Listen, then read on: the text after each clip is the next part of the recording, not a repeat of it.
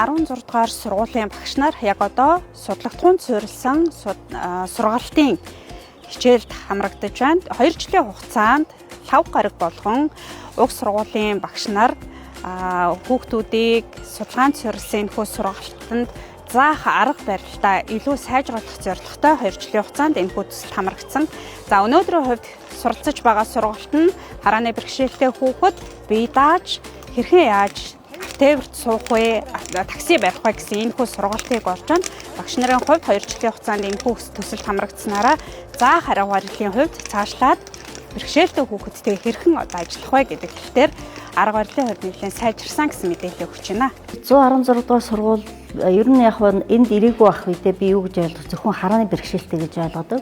Яг дунд нь ороод ингээ 2 жил ажиллахаар харааны бэрхшээлтэйгээс гадна бас нөгөө хавсарсан давхар одоо аутизмтэй гэдэг юм уу, одоо тулгуур эрхтний бэрхшээл гэдэг юм уу, бас одоо сонсголын бэрхшээлтэй гэдэг давхар бэрхшээлтэй бас байгаа. Тэгээ багш нараар бол үнэхээр одоо бахархсан. Манай одоо 116-гийн багш нар их арга зүй сайтай, хүүхдүүдтэйгээ их сайн тулж ажилладаг. Одоо яг одоо шавилсан одоо сургалтын арга зүй бол зохилж байгаа. За залуу багш нар бол одоо ахмадуудаас маш их туршлага хоригдуулж байгаа. Өөр мэрэгжлийн өөр судлагтуунаас авах ёстой юу гэдэг юм бэ, одоо өөртөө нааж болох тэр туршлагуудыг бас аваад байгаа.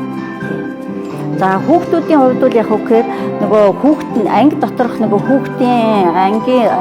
хүүхдийн тоонд цөөн учраас ерөөсөө хүүхд болгонтой тулах, хүүхд болгоны бэрхшээлд нь тулгуурлаад ингээд өөр арга барилаар явах тийм одоо юу гэдэг юм бэ?